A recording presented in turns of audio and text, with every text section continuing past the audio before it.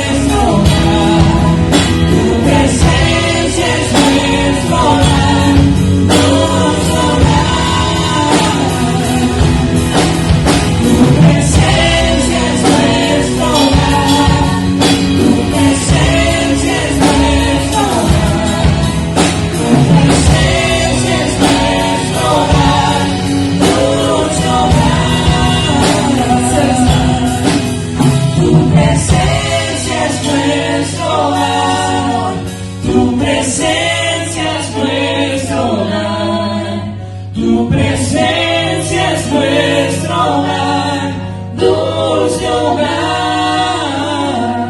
Amén, Señor. Comenzamos diciendo que tu presencia es el mejor lugar. Te amamos, Señor. Te amamos. Ahí donde estás, este nuevo domingo que podemos compartir juntos en el templo una vez más. Te invito a que ahí donde estás en tu casa puedas alabar y adorar como si estuvieras acá con nosotros. Te imagino ahí sentado, te imagino ahí parado como cada domingo. Sabemos que falta poco para nuevamente hacerlo, pero ahí donde estás, conectate conmigo, conectate con nosotros y que juntos podamos conectarnos al cielo. En esta noche nos conectamos al cielo a través de estas canciones y te decimos que eres digno, que eres santo y todopoderoso. Te entregamos todo lo que hagamos, las canciones, como ofrenda de amor, como ofrenda de alabanza. Ahí donde estás, canta con nosotros bien fuerte a nuestro Señor. Amén.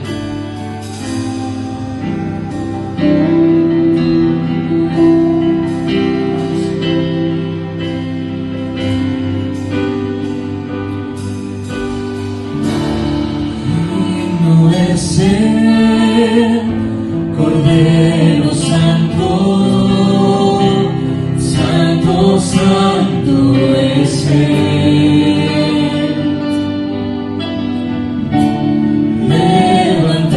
Levantamos nuestra alabanza al que en el trono está.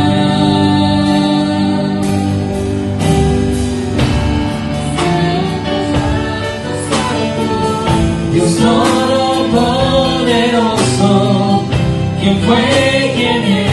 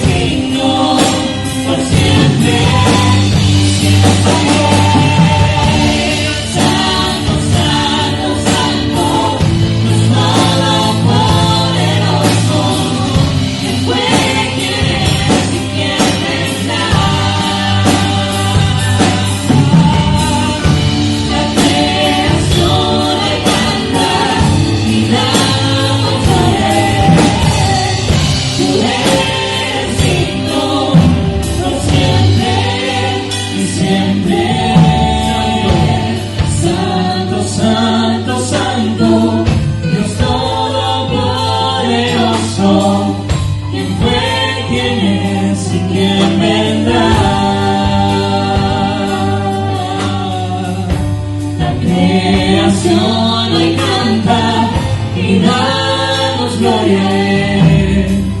Tú eres digno por siempre y siempre. Amén. Vamos a seguir alabando el nombre de Dios. Amén. Dios imparable, invencible.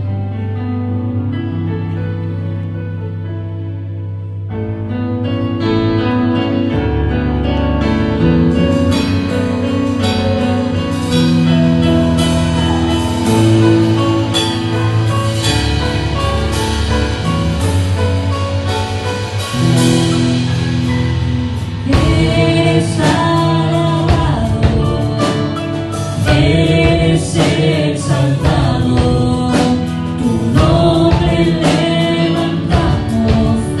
Aleluya, aleluya. Eres adorado, te glorificamos. Tu nombre levantamos. Aleluya, aleluya.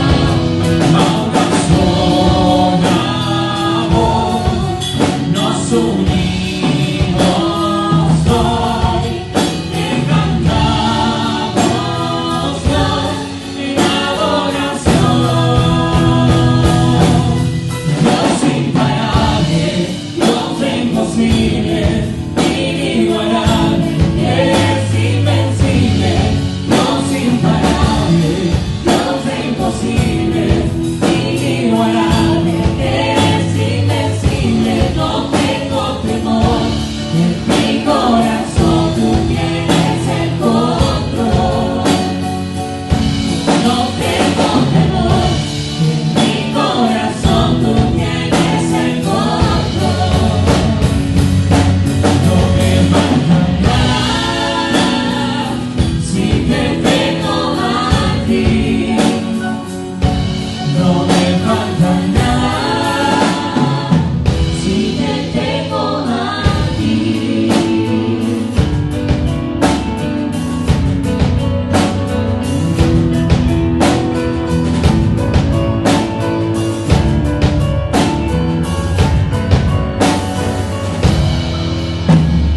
Eres alabado, eres exaltado, tu nombre levantamos. Aleluya, aleluya. A una sola voz nos unimos hoy, te cantamos en adoración. Dios imparable, Dios imposible, inigualable, eres invencible. Dios imparable, Dios imposible, inigualable, eres invencible. No tengo temor, en mi corazón tú tienes el control. No tengo temor, en mi corazón tú tienes el control. No me falta nada si te tengo a ti. No me falta nada si te tengo a ti. Dios imparable, Dios imposible, inigualable, eres invencible. Dios imparable, Dios imposible, inigualable, eres invencible. No tengo temor, en mi corazón tú tienes el control.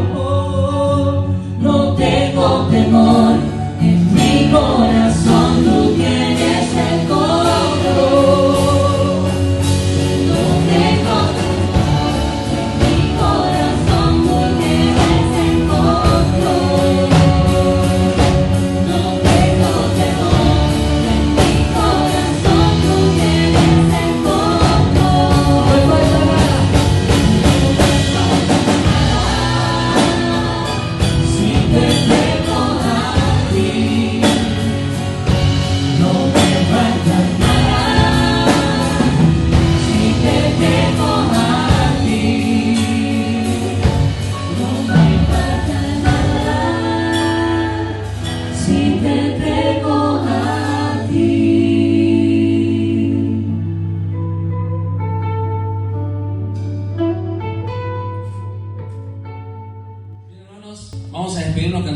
arriba declarando que es el Señor, el Rey de nuestras vidas. Así que te animo a que cantes ahí en tu casa y los amamos. Les mandamos un beso grande y que podamos ir disfrutando de esta noche, aprendiendo de Él, y buena semana.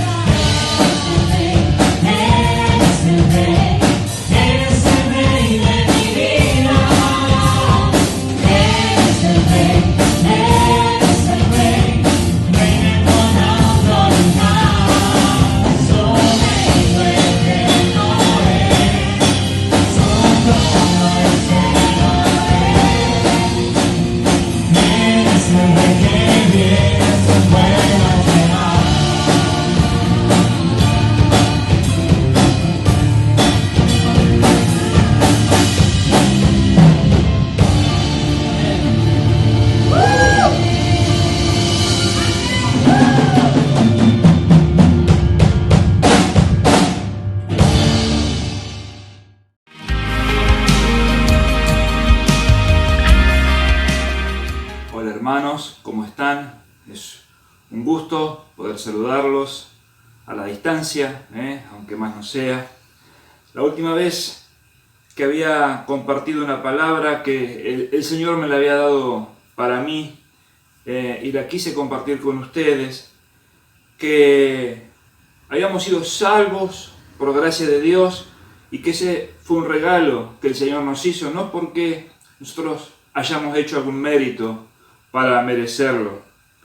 El día que fuimos justificados por Jesucristo ante Dios fue el comienzo de una nueva vida, una vida diferente, apartada del pecado. Que debíamos apartarnos del pecado para vivir una vida en santidad. La Biblia habla mucho de la santidad y claramente dice en el libro de Hebreos 12, versículo 14, que sin santidad nadie verá al Señor. Por medio de la fe en Jesucristo, hemos creído que Él es el Hijo de Dios, que murió, que resucitó y que hoy está sentado a la diestra del Padre en los lugares celestiales. Que nosotros hemos muerto al pecado y nos hemos levantado a una nueva vida. Que por su gracia fuimos justificados. Y eso no es todo, ese es el comienzo de una vida nueva. No una vida remendada, una vida nueva. Pero debíamos estar atentos, con la guardia alta, ya que si nos descuidamos podemos caer de esa gracia por la cual fuimos salvos.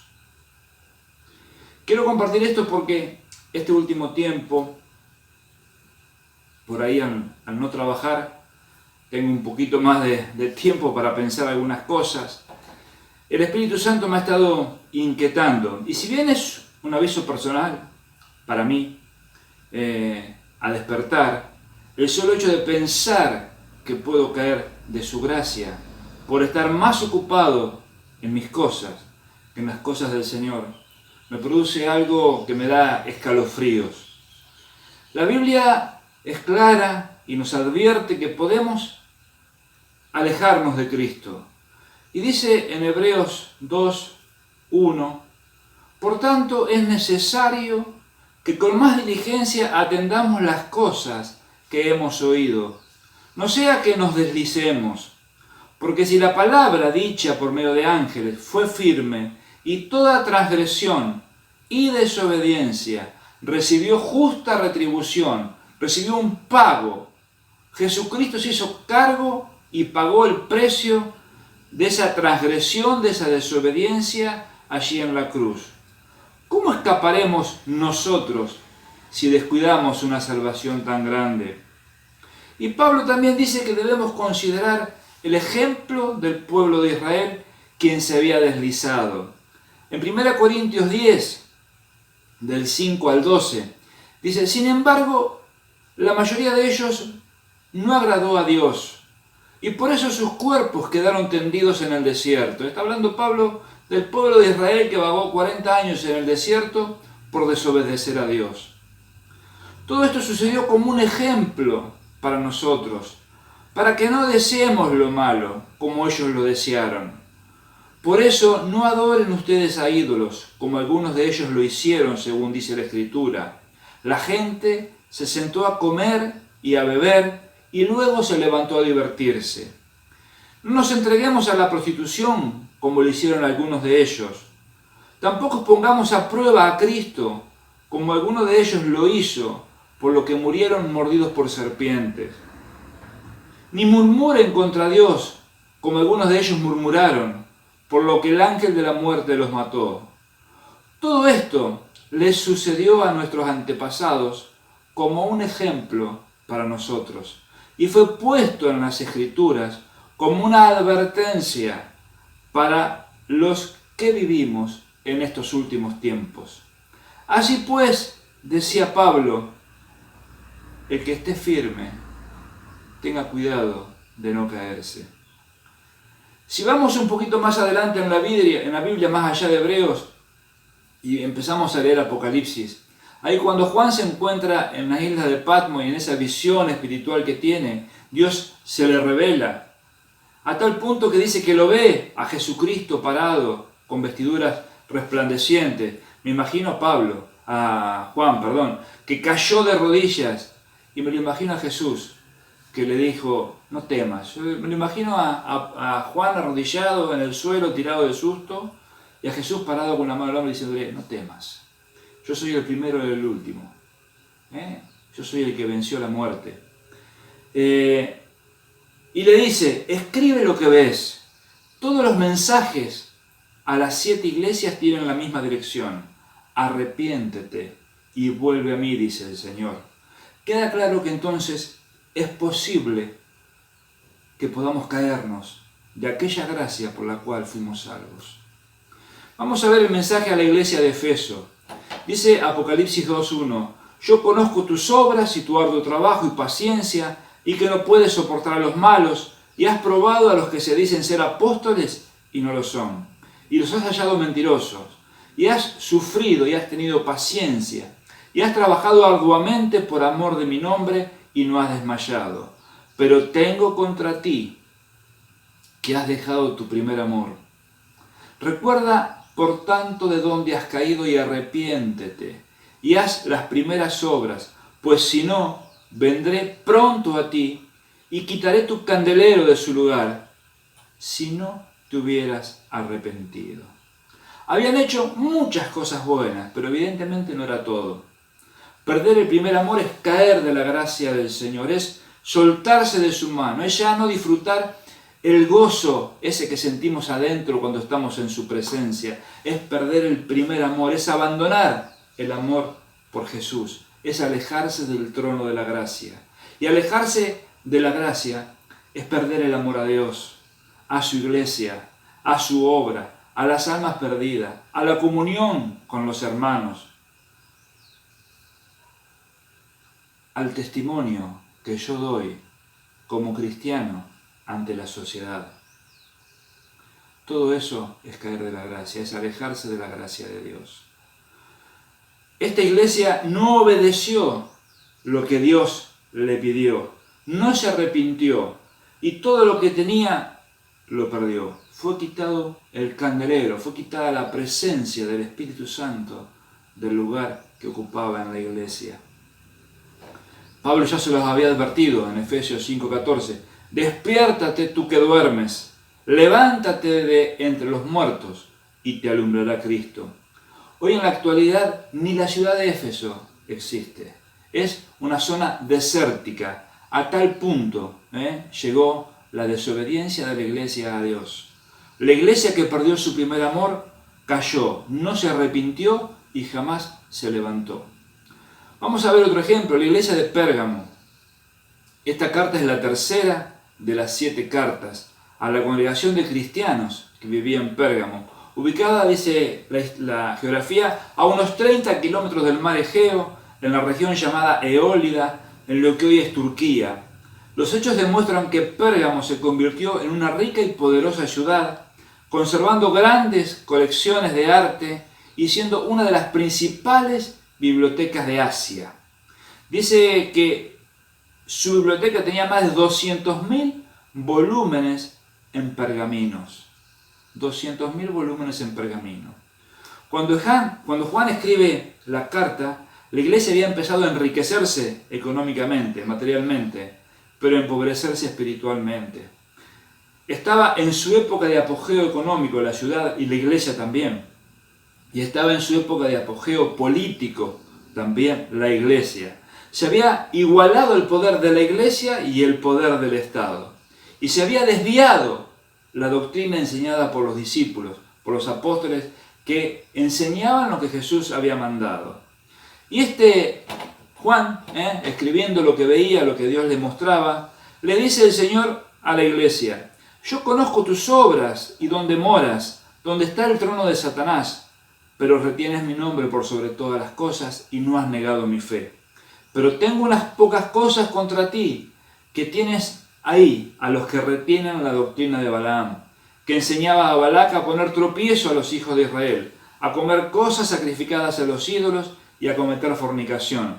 Y también tienes a los que retienen la doctrina de los nicolaitas, la que yo aborrezco. Por tanto, arrepiéntete, le dice el Señor. Balaam fue un profeta de Dios que se corrompió, un hombre que cayó de la gracia de Dios. Este hombre buscaba a toda costa que se violen los mandamientos de Dios, la justicia divina y los principios de santidad que el pueblo tenía que tener. Para que fuera piedra de tropiezo al pueblo de Israel y así cayeran en maldición.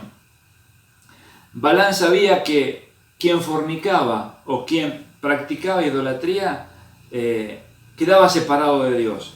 Así que los alentaba a la fornicación y a la idolatría y les enseñaba, les hacía creer, los confundía, que a pesar de eso no se alejarían de Dios. Y mucha gente cayó, mucha gente que no tenía el conocimiento cayó. En la actualidad podemos comparar la doctrina de Balaam, que le enseñaba al pueblo de Israel, con algunos movimientos que incluso se han infiltrado dentro de la iglesia a nivel mundial. No digo de nuestra iglesia, digo a nivel de la iglesia a nivel mundial y algunas iglesias en Argentina también. Algunos movimientos que están ayornados con esta onda humanística que se empezó a mover ahora este último tiempo. se presentan de una forma muy sutil y siguen engañando y hacen creer de una forma errónea y totalmente falsa que la legalidad del matrimonio igualitario está bien, porque ante la ley todos los hombres son iguales. Que fornicar es prepararse para el matrimonio, para llegar entrenados al matrimonio. Que adulterar es una forma libre de amar. Que mentir cuando es por una causa justa, justificada, no es malo. A tal punto llegan estos movimientos que están teniendo muchos adeptos. Incluso lo reitero y lo digo y con mucho dolor, dentro de la misma iglesia. Y también dice el versículo 15, tienes a los que retienen la doctrina de los nicolaitas, la que yo aborrezco, dice el Señor. Los nicolaitas eran personas que se habían apartado de la verdad de Dios y que habían dejado de lado las verdaderas enseñanzas y doctrinas enseñadas por los apóstoles. Habían jerarquizado la iglesia a tal punto que habían destruido el gobierno establecido por Dios, donde Cristo era la cabeza de la iglesia y la iglesia era el cuerpo. Habían dividido a la gente en los más espirituales, que eran los clérigos, y el resto de la gente, que eran los laicos, transformados esos clérigos en el Papa posteriormente. De ahí surgió el inicio de la Iglesia Católica. Y el Señor les dice, por tanto, arrepiéntete, si no vendré a ti pronto. Y yo me imagino cuando el Señor dice, vendré a ti pronto, no quiero ni saber lo que debe pasar. Estas 7 iglesias a las que escribe Juan en Apocalipsis habían hecho cosas buenas, lo hemos visto, habían hecho cosas buenas, habían guardado la palabra de Dios, pero 5 de ellas se habían deslizado, se habían descuidado un poquito. Cada una de estas cartas no fue dirigida a los incrédulos, a los que no creían, fue dirigida a los cristianos de ese tiempo, para los cristianos que estaban llenos del Espíritu Santo. Por eso debemos estar alerta y tenemos que tener las cosas bien en clara en cuanto a lo que Dios dice. Debemos conocer su palabra. Y como dice Efesios 4:14, entonces ya no seremos inmaduros como los niños, no seremos arrastrados de un lado para otro ni empujados por cualquier corriente de nuevas enseñanzas. No nos dejaremos llevar por personas que intenten engañarnos con mentiras tan hábiles que parezcan la verdad. Pablo también dice más adelante, mirad pues con diligencia cómo andéis, ni como necios, sino como sabios, aprovechando bien el tiempo, porque los días son malos. Por tanto, no sean insensatos, sino entendidos de cuál sea la voluntad del Señor. Y dice también Pablo en Romanos 13:11, conociendo el tiempo, que ya es hora de levantarnos del sueño, porque ahora está más cerca de nosotros nuestra salvación que cuando creímos. El día se acerca, desechemos las obras de las tinieblas y vistámonos con las armas de la luz, andemos como de día para no tropezar. Quiero decirles que mi primera preocupación es mi propio caminar con Cristo. Y me pregunto, ¿cómo puedo escaparme de las consecuencias si descuido al Señor y no escucho lo que me dice y sigo haciendo la mía? El apóstol Pedro dice en 2 Pedro 3:17, así que ustedes, oh amados, sabiéndolo de antemano, guárdense, no sea que arrastrados por el error de la gente mala, caigan y no estén firmes. Y Pablo dice en 1 Corintios 9:27, sino que golpeo mi cuerpo y lo pongo en servidumbre, no sea que, habiendo sido heraldo para otros, habiendo sido el mensajero de Cristo para llevar su evangelio a otros, yo mismo venga a ser eliminado. La vida entera de Pablo fue ser un instrumento útil en las manos de Dios. Sufrió prisiones, fue azotado, sufrió naufragios, miles de cosas. Todo por predicar a Jesucristo.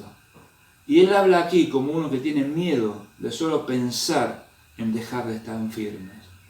Yo digo, si Pablo sentía esto, ¿qué puedo sentir yo?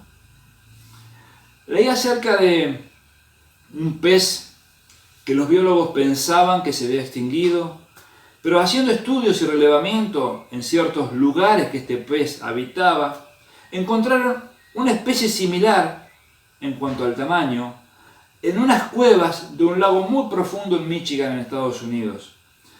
Es un pequeño pez descolorido totalmente, casi blanco, con la cabeza totalmente pálida y opaca y dos puntos negros que parecen ojos. Cuando los biólogos, dice el artículo, estudiaron estos puntos negros, descubrieron que estos eran ojos falsos, incapaces de funcionar.